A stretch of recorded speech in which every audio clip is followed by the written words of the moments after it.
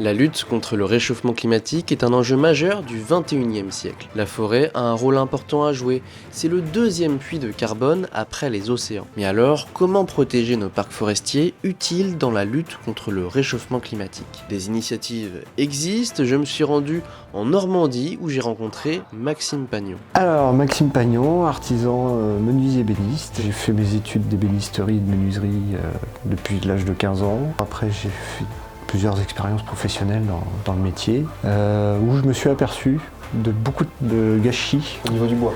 Au niveau du bois, bien sûr. Ça a été un déclic pour créer Atelier Recyclé Bois. Atelier Recyclé Bois que j'ai créé après à partir de cette idée de revaloriser les déchets, donc là des entreprises, mais aussi des particuliers qui jettent du vieux mobilier. Donc voilà, les gens me contactent, je viens démonter tout ça et les repasser tout ça à la machine, la scie raboteuse pour pouvoir leur donner une seconde vie. C'est quoi l'intérêt écologique de l'Atelier Recyclé Bois? Ne pas réutiliser de bois sorti de scierie, on va dire, d'une scierie qui va abattre des arbres, redébiter des planches, et nous, voilà, normalement c'est comme ça que ça se passe. On va chez le scieur et on récupère des billes de bois. Utiliser d'anciens meubles pour en créer de nouveaux est très pertinent, tout comme l'initiative de Lionel Cerdan qui revalorise des palettes de bois. Ça me paraîtrait aberrant de fabriquer du mobilier en allant acheter mon bois, sachant que dans les mêmes magasins, les stocks arrivent sur palette et qu'une partie du bois qui a servi à transporter de la marchandise est jetée.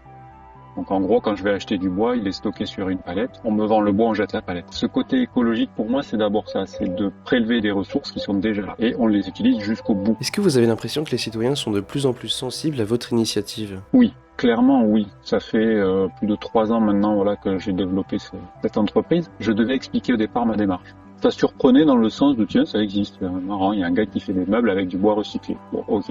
Et puis, j'ai vu petit à petit, et depuis plus d'un an maintenant, 1 an et demi, oui, que je n'ai plus vraiment à expliquer pourquoi je fais ça. En fait, les gens l'ont compris tout de suite. Il est souhaitable que les pratiques changent et que ces initiatives se multiplient, car la forêt absorbe beaucoup de CO2. L'association Normandie Forever, elle développe un programme de compensation carbone au travers du reboisement. C'est quoi le stockage carbone en fait? À travers le sol, à travers les plantes et le bois, on va stocker un maximum de carbone. La forêt française stocke en moyenne 550 tonnes de carbone par hectare, ce qui représente 4 millions de kilomètres effectués en voiture. Donc ça va forcément avoir un impact sur le réchauffement climatique, mais c'est pas la solution à tout. Il faut quand même penser avant à réduire, et les émissions qu'on n'arrive pas effectivement à réduire, on peut les compenser. Le fait de récupérer des matières premières de bois qui sont considérées comme des déchets, de pouvoir les transformer et leur donner une seconde vie, je trouve que ça peut permettre effectivement de montrer aux gens qu'il y a une alternative à la surconsommation et justement garder nos bois d'œuvre pour stocker un maximum de carbone et créer notre puits de carbone pour éviter le réchauffement climatique au maximum. La forêt française représente 10% de la surface boisée européenne. Nous sommes de très bons élèves, il ne tient qu'à nous de continuer à préserver nos forêts en favorisant ces initiatives.